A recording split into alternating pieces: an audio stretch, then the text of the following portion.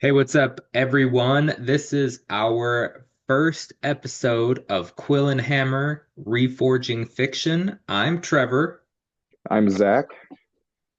and we are going to be discussing today and in this podcast how to fix movies, books, video games, whatever strikes our fancy, really. How would we fix it? How would we improve it and make it better than what was originally released or written or whatever? We're starting with today Star Wars Episode 1, The Phantom Menace. So, first off, Zach, we both love this movie. Right. Right. We are Star Wars fans and love the entire galaxy far, far away. What do you like about the Phantom Menace? What is something it doesn't need to change? Well, I think the obvious thing that comes to mind is the lightsaber fights. I mean, they were excellently choreographed. The actors did an amazing job. It felt like a it felt like a fight between masters of the art. You know what I mean? It wasn't slow, it was fast, it was intense. I think that's something that doesn't need to change. I mean, it was perfect. The only thing maybe I'll say is you could have more of them. And I know a lot of people say, yeah, well, the only thing in the prequels that's good is the lightsaber fights. And I disagree, and maybe we'll get into that. But the very first thing that comes to mind that doesn't need to change is any of the lightsaber battles. I couldn't agree more with that sentiment because the lightsaber battles are fantastic. I remember the first time I saw Darth Maul ignite his double-bladed lightsaber, and it was like, oh my gosh, You freak out. It was you freaking freak awesome. out. It was awesome. You didn't expect it. It was so cool. I agree. For me, the pod racing is such a cool idea. Yeah, I uh I wish you could have more of that, but also there are things I would have done differently in there, but the idea of pod racing is fantastic. right. But now, before we get into what we would do to fix it, what didn't work for you? What's one or two things in the movie that didn't work? I think if there was something I would change is it doesn't quite feel like there's a lot of, I don't want to say it, weight to the plot. You've got, I mean, it's important for the people of Naboo, but it doesn't really make a difference to the Jedi or anybody else. You know what I mean? There's no plot tension there, I think, is maybe the thing that I find the most glaring about it. Right. I was thinking the same thing when I was preparing for our episode. There's just no real urgency for anyone other than the Naboo. The Right. Jedi doesn't matter for them. It just you don't capture the tension behind that maybe you get in the later movies. So I Right. understand that as well. For me, um the main thing for me is literally just the slapstick Jar Jar stuff. I feel like he could have been a lot better of a character Yeah. and still been the comedic relief that George Lucas intended him to be, but it did not, it doesn't hold up. When I was a kid, it didn't bother me, but going back, sometimes you just kind of get a little annoyed at Jar Jar. And I know that's easy to point out, but it's something that Right. could have been fixed. Right. But now that we've kind of discussed that a little bit, the main thing I wanted to talk about is how would we fix it? Start to finish. And and the rules I wanted to play by are you can tweak general things, but the main plot has to kind of flow. You can remove some things or add some things, but I wanted to like how would you do it if you could do like Lord of the Rings style extended editions? So I want to start with Now, now that's a good question. So you have the Lord of the Rings extended editions are basically 4 hours long. You basically got a whole extra movie to work with. right. Um, what would I do? Well, I think at least to address my gripe with it, where there's not a whole lot of plot tension. I think one thing that you could do is work Darth Maul into the plot a little bit more. And I know there's the whole point where there's speculation that Darth Plagueis was still alive and Palpatine hadn't killed him yet. And so Darth Maul's still kind of in the dark, and the Sith as a whole are in the dark, obviously. That's the point. But when he reveals himself on Tatooine, it's like it's already out in the open. Qui-Gon reports to the council that there's a new Sith Lord. He's trained in the Jedi arts. Obviously, the council doesn't really take the threat all that seriously until after Obi-Wan and Qui-Gon and Darth Maul have their final battle. But I think if you make him more of like a terrorist, so to speak, you can keep kind of the general plot points of the Trade Federation making the blockade on Naboo, giving them problems, invading. Um, but there needs to be some weight. There needs to be some death, a threat. And I think if you have Darth Maul come in and pop up on Naboo and start wreaking havoc, and then maybe go back to Coruscant and start wreaking havoc, you know, in these big types of ways where it's like, okay, we actually have to address this threat, then I think that makes it a little more engaging than just, yeah, there's a trade blockade and the Naboo are kind of in trouble and they're gonna make the Queen sign a peace treaty, or not a peace treaty, a treaty to let them stay, whatever. And I get that that is important to the plot, but I just think you can add some more tension by maybe some loss of life. I know that sounds horrible, but some loss of life, make Darth Maul a real threat. And then that also solves the problem of Darth Maul only having really two encounters with any of the protagonists. He has the brief encounter with um, Qui-Gon as they're leaving Naboo, and then the final battle. And Darth Maul, obviously they sort of fixed it with the Clone Wars and Star Wars Rebels, but in the Phantom Menace itself, the Phantom Menace, I guess you could argue that it refers to Palpatine, but I think we're kind of led to believe that Darth Maul is supposed to be this Phantom Menace, right? And when you think about it, when you analyze it, really there's only two appearances, and I think you can make that a little more engaging by utilizing him more, making him more of a galactic threat than just he pops up out of nowhere. Right. The hard thing for me with Star Wars in my mind is getting the timeline down. Think of Lord of the Rings. The way that they set it up is you kind of understand that days are passing by. Things are Right, happening. It's not over the night, an overnight thing. But when you think about Star Wars, it feels like it all happens within 48 hours. I don't know if right, that's the case or not, because, light speed, space travel, all of that kind of, it's hard to explain.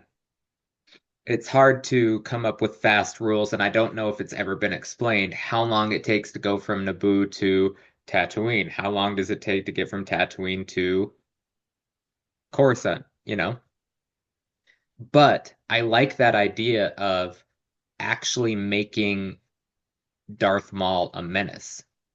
And my thought was, and we talked about this in regards to, Darth Sidious and Emperor Palpatine a couple of weeks ago, but the manipulation that he has as the Phantom behind the scenes, we don't ever really see that beginning in episode 1. But we all know he's Emperor Palpatine because we've all seen episodes 4 through 6. We know who he is.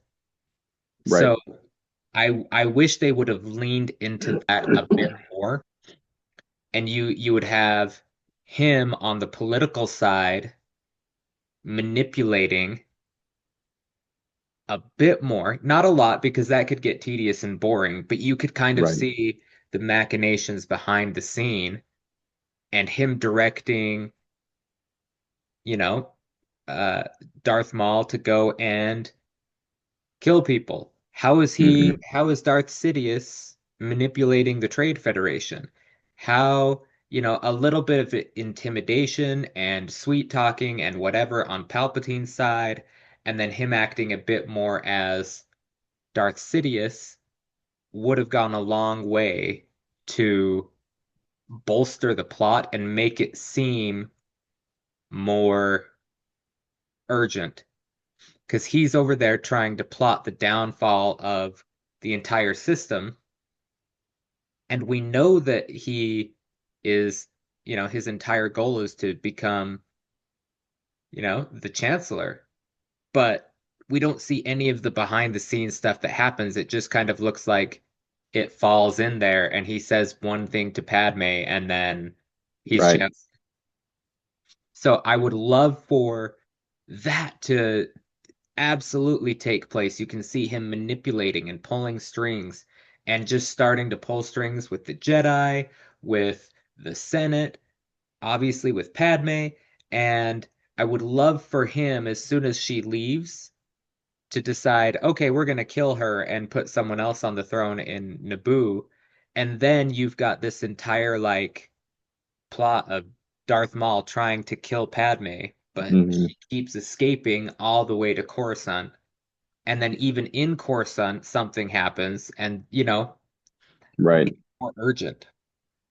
I think that would be a good idea too, is to have Darth Maul act more as an assassin towards Padme. And I guess you don't get the reveal that Padme is the true queen until, in the middle of the third act. But just take the queen in general, take her decoy and have her, and maybe you can even have her killed off, and then that's the big reveal that no, I that wasn't the queen, I'm the queen. Right. And so Palpatine thinks that he's made a step forward in his plan, but really he didn't get anywhere type deal. Absolutely. What what I would have liked a little tiny bit is I wish we could have introduced Count Dooku in episode 1. I think because he was a Jedi and then he leaves Hmm. the Order. I wish that had been a plot point way before the Clone Wars even happened. Because, Right. and we could talk about this when we get to the Clone Wars episode, but we always talk about all of a sudden he's there. Right. We don't know anything until Padme says, I think Count Dooku's trying to kill me. Well, it would be super interesting to see that he's already got doubts about the Jedi and then Palpatine manipulating him, and then you kind of have him fall and leave the Order when Qui-Gon dies because Qui-Gon was his apprentice, Right. canonically. Now, that makes a good point, and you haven't seen the Tales of the Jedi No. little short series on Disney Plus. They have 3 episodes that center around Count Dooku. Mm. Um, one when Qui-Gon is still a Padawan, um, And then I think two, I'm not quite remembering all that well. Two that deal with kind of right around the events of the Phantom Menace, and you do see that it is he does have misgivings, but it would have been a lot better to see that in the prequel or in the Phantom Menace. Because like you said, it would give a whole lot more weight to who Dooku is in the Clone Wars if we get to see him have him introduced in the Phantom Menace. Absolutely. And if you did that, so you have the plot of Dooku's downfall, you have an actual menace in Darth Maul going around trying to assassinate Padme and causing havoc with her.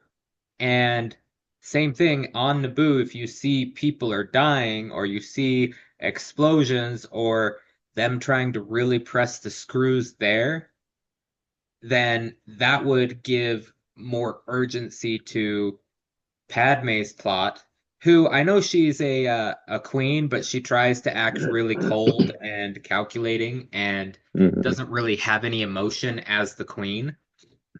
If you could see that mask breaking a little bit and really see the stress behind her instead of a robotic, I will not condone an action that leads our people to war. Right, You know, if you can do that and have some emotion and see that it's really getting to her in a fundamental way, but she knows she can't, you know, that would be, my bad. That would be an ideal way to set up the plot and show some real conflict because we all understand that she's supposed to be conflicted, but if she's watching a holovid of her people being blown up or something happening, or like I don't want to get too like Nazi related, but like line them all up and shoot them down into a pit, like something right, that wrenches on your heart and wrenches on her heart. And so you see the real conflict, but the only real thing that we hear is whatever that advisor's name is who sends the message and says the death toll is catastrophic. And that's right, it. So I think, if you have the Count Dooku plot, you really flesh out how bad it is on Naboo, how things are going. And in my mind, I imagine the scene where they come back and they've got the Gungan army and they're sneaking into the palace and you've got Qui-Gon and Obi-Wan protecting Padme and they're all doing everything and then Darth Maul shows up. That mhm, full scene, I imagine it's really dark. And is it gosh, which this is gonna sound stupid. Which episode is it?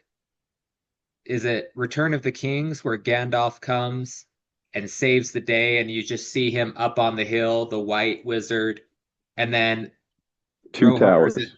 that's Two Towers? I couldn't Yep. remember, but Yeah, you're that gonna have to that do some. You're gonna have to I do some know, homework before we have a Lord of the Rings video. and we will. I will. But that's my point is like if you have this white army coming in and it's super bleak and granted Star Wars is, made for kids a little bit, Right, but if you give it kind of this slightly darker overtone when you get to Naboo instead of this white or green bright paradise and you just see like a bit of carnage and then the Gungan army comes out and you kind of get that hope right, and they go in and you free the pilots and everything is working because I think that end scene works really well, but you need to set hmm it up a bit more so it feels more urgent. right. And as you say that, I am starting to wonder did the Gungan army, why did they decide to just go to that field? There was nothing around there. Right. Was there something they were protecting? Like were they holding the line type deal? Like as far as I know, I don't think there's any explanation to that. It's like they're just in the field and then here come the droids. And I think to your point, a lot of this could have been solved if you show just a little bit of the carnage. You know what I mean? Have a 60-second scene where it's just a montage of the droid army marching through a city or a town and building on that. I think another reason why it doesn't feel like there's a lot of urgency or tension is because all you ever see of Naboo is this giant palace with nobody in it. Like you don't see any villages, you don't see any people. It's just the guards and Padme and her advisors, and that's it. Right. No, absolutely. You need a little bit of something. It needed, and granted, we can cut George Lucas some slack because in, 1999, 1998, 97, whenever they were doing this and working on the ideas and the CGI and everything, it was not perfect, right? Right, And so his ideas may not have matched up, and then you kind of just do whatever you can do. But I kind of imagine it needs to kind of have that feel in Rogue One towards the end of the movie where the blind guy whose name I can't remember, but I don't know his name either. I don't know his name, but the force is with me, I am one with the force. And He's the best. he's blindly walking through the firefight to Right, get to the switch. Like you need something like that. It's bleak, people are dying, it seems like there's no hope, and then something happens, right. you know? Well, I think, I mean, that's just a narrative 101 class is you have to have some tension and then bring that hope back into it. That's what makes a compelling narrative. Right. And I feel like it missed that. But if you have, you add that in, you add in the tension, you add in Padme nearly dying, maybe, you know, her body double queen actually dying. You have, I would love for Darth Maul to have almost hurt Qui-Gon or had something happen in that fight on Tatooine to cause more urgency. Just a Right, lot of different things would have built it up. So you have the kind of, personal plots of Count Dooku's fall, Palpatine really manipulating things, and then, once again, he's playing both sides. He's trying to be the sympathetic, political figure that can be the chancellor, be the leader, and then he's also behind the scenes, the enemy, and you can see him playing off of that right, more and more and more, but you don't really ever see that except for at the very end of episode 3. right, Even though, like I said, we all know who he is, and we all know, starting with, episode 1, Palpatine shows up, he's the emperor. hmm So you know how it's going to end out. I think you need to lean into that. I think I said that before, but you lean into that duality of his roles and him manipulating everyone, and you start it there. You manipulate Count Dooku, the Senate, the Jedi, all the way up to the end where he's trying to really kill Padme because he wants to put someone else on the throne that he can actually control and that will sign the treaty and that isn't strong.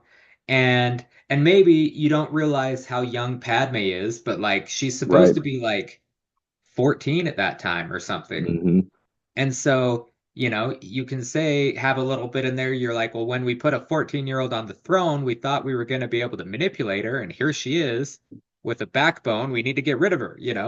right, You have that, you have all sorts of things going on, and then it all culminates at the end with the terror. You see the tension. It really is building up. You see people, like we said, in Theed, and it would just make it a bit more. But it's like, who's in the palace?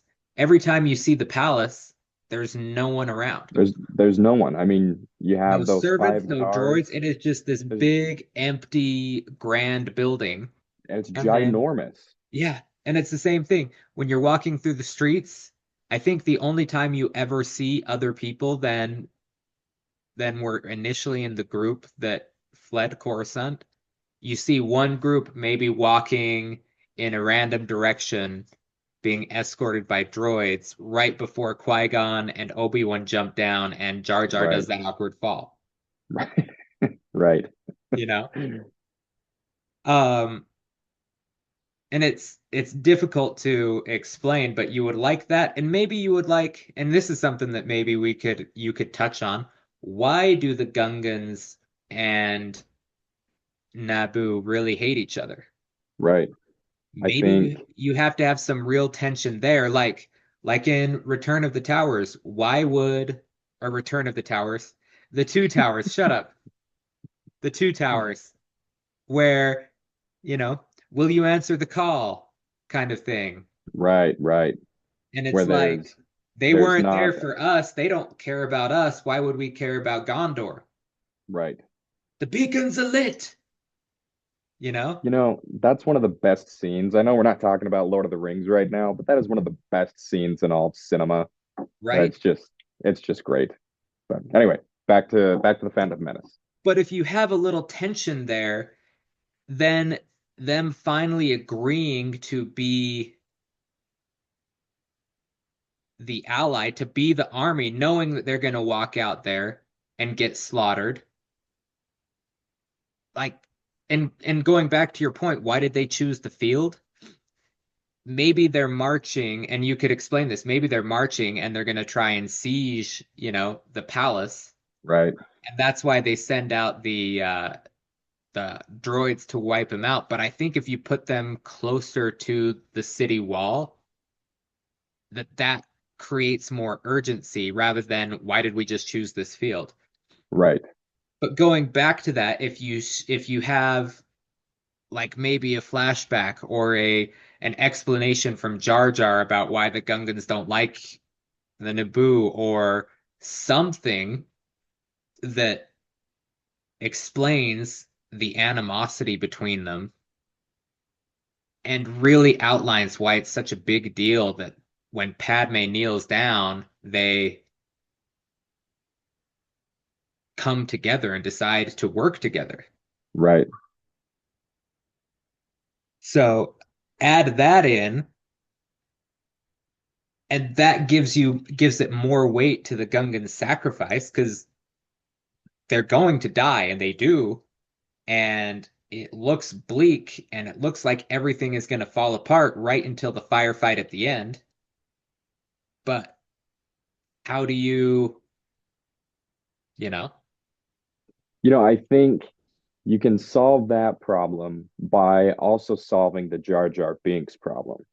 I think, like you said, I don't want to get rid of him completely. I think he's a fine character with potential, but I think George Lucas just laid the goofiness on a little too thick.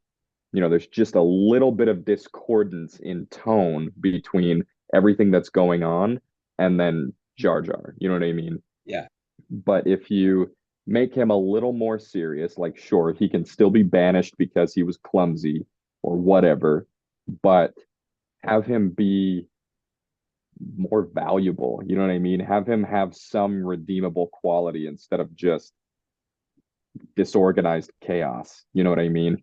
right, And then, like you said, maybe in the middle of the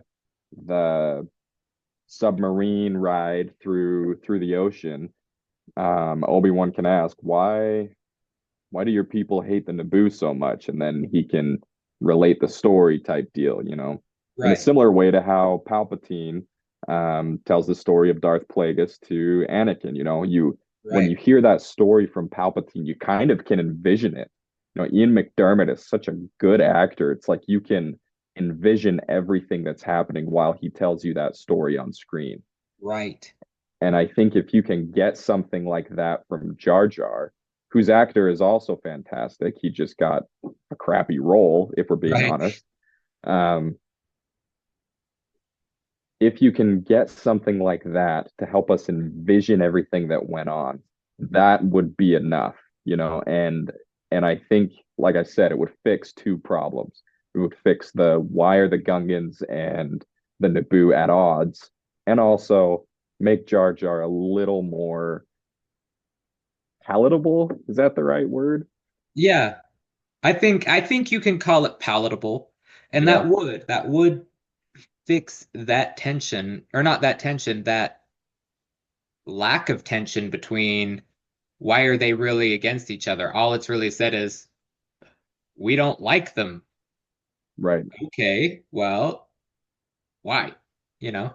Or maybe you could even have Boss Nass when they're, trying to get passage to the city, or, yeah, help us out here. And he's like, we don't like him. Well, why? And then you kind of have this flashback of maybe even Boss Nass as a kid, you know? Right. And then you can further delve into that with Jar Jar as you're going from Gungan City to Feed. Hmm. And then you kind of have a better idea of what's going on. And then you can kind of play into maybe like a sort of racist outlook from Yeah, people with Jar Jar, and they kind of treat him because they kind of just accept there he is. There's this weird Gungan, but like you, you know, race isn't necessarily a thing as far as skin color in Star Wars, but like you can't tell me that aliens aren't prejudiced against, like that's right. a thing, human and human nature, and use that loosely with we'll call it sentient being nature Yeah, in there Star you go. Wars is a real thing. And you can't tell me that there aren't elitist people out there that would look down on the Gungans, and they do, and that's part of the tension. But if you realize, hey, we're together and the Gungans are really offering an olive branch to the Naboo, and the Naboo are doing the same thing to the Gungans, and it becomes this like, I don't know, almost like a Remember the Titans feel when Right. the teams start coming together. When I think you're hitting it on the head. There is an elitist attitude from the Naboo towards the Gungans, but the only evidence you get of that is Boss Nass saying something like, we don't like the Naboo. They think their head's so big. They think Right. they're so much better than the Gungans. And Yeah.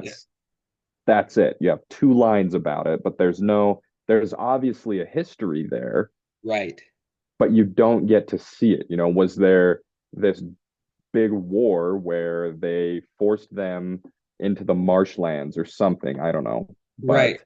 Right. but it would be nice to get some kind of an explanation. Right. Well, we're about out of time. So let's sum up, if you would, everything we've talked about and kind of give me a brief outline of everything we've talked about. How would we fix it from start to finish? If you could summarize it, go. Okay. So, first, you have to make it more plot tension and do that through a couple of things. You show the carnage that the Trade Federation is causing on Naboo.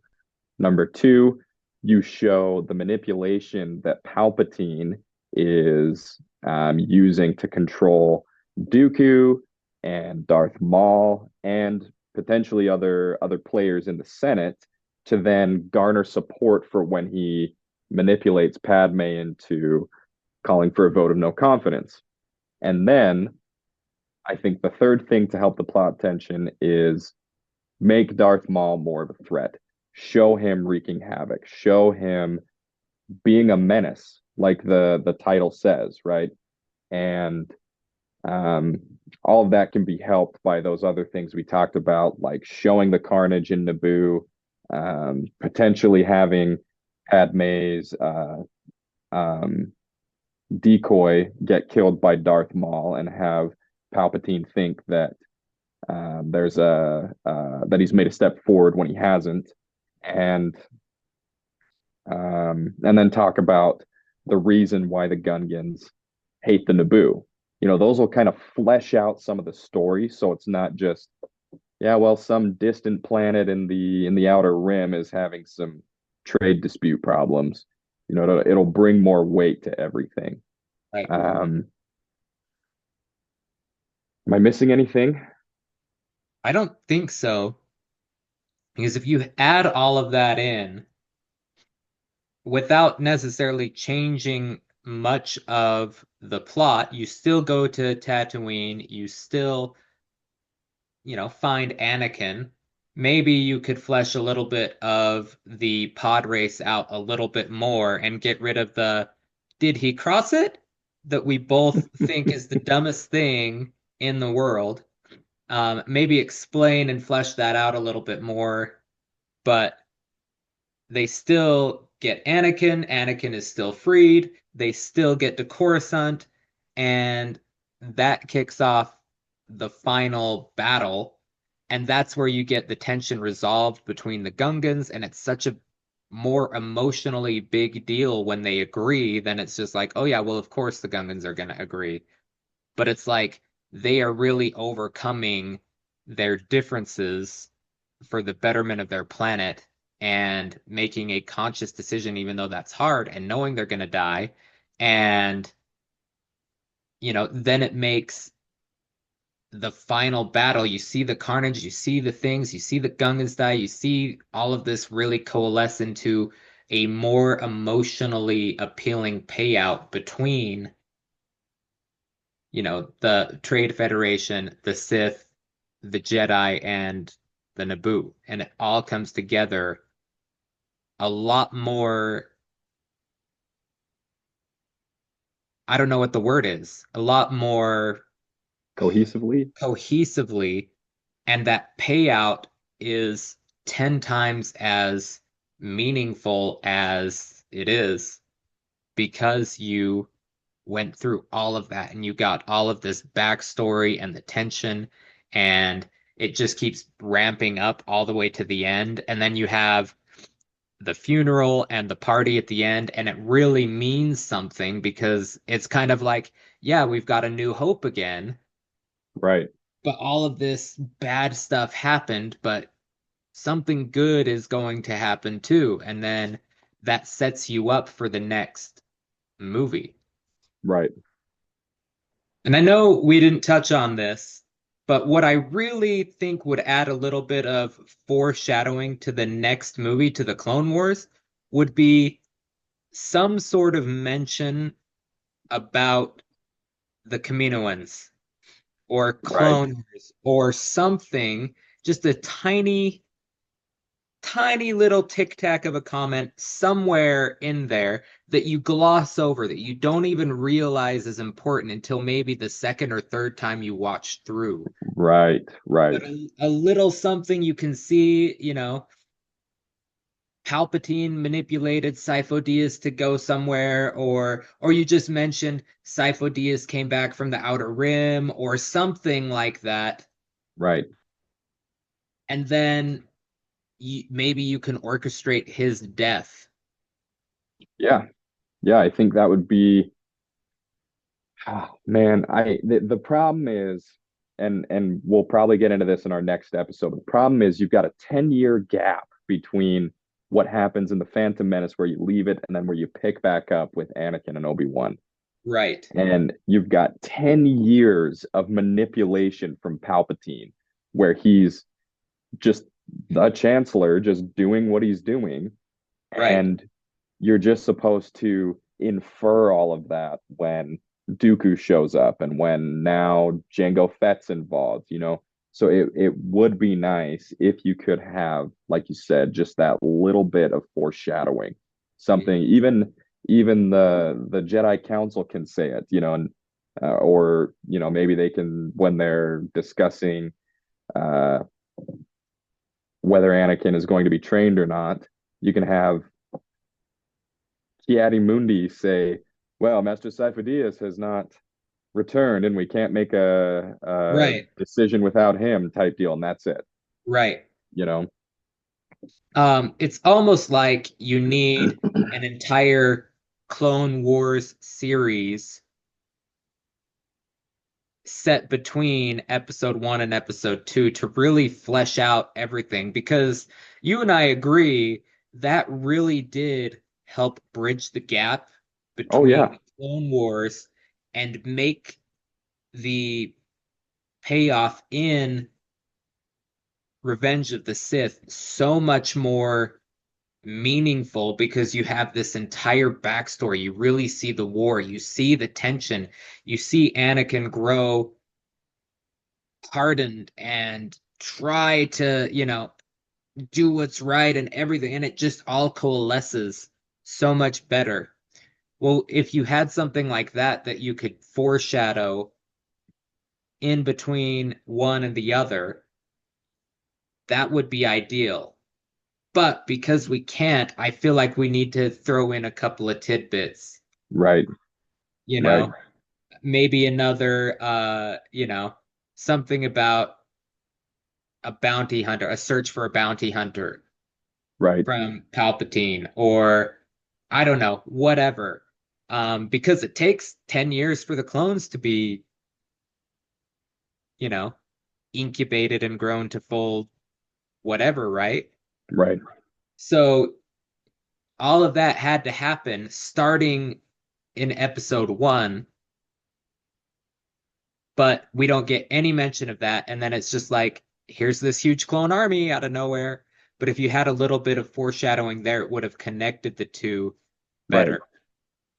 And well, we are way out of time, but the only thing that I'll maybe comment is to a degree that was sort of the point in the Clone Wars. Now that I'm thinking about it, you're supposed to be as confused as Obi-Wan is when you go to Camino and hey, here's your army. Like flipping army. What are you Right, talking about? You know what I mean? And so right. I get the reasons why, but a little bit of foreshadowing I don't think would spoil that. And like you said, it's only on your second or third time through that you realize that's what he was talking about, Yep, right? absolutely.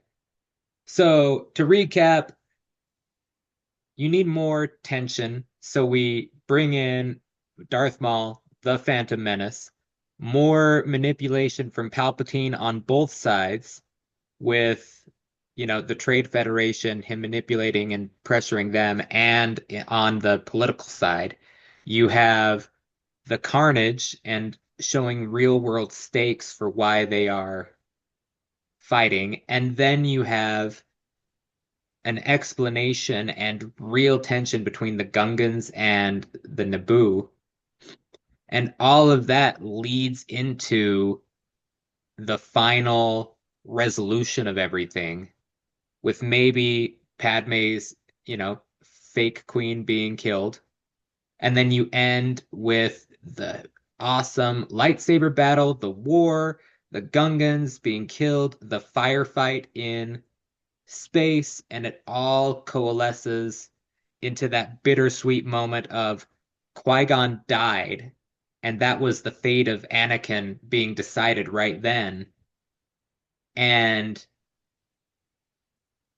then the party of like, yeah, we came together, we did it, we killed a Sith, we united the planet, we saved us, everything is great, and then you end on that note with a little tiny bit of foreshadowing, not much, but something that you would miss 9 times out of 10 and only catch it later to kind of give you a little foreshadowing of Attack of the Clones. Right. I think that would elevate the Phantom Menace a whole lot. I agree. Now, if any of you all are listening out there, I want you to drop your comments in. Let us know what you would do, what you would change. You can email us. We haven't got our email set up, but we are going to set up an email. We want you to comment. We want you to let us know what you think. What would you change? And we'll be coming back weekly. Next week, we're going to be doing Attack of the Clones. We're starting off with Star Wars. And then if you have an idea of what you want us to talk about in the future, let us know. we are going to be doing this for any and all series and stories that we like. So drop it in the comments. We will get to it. We are Reforging Fiction.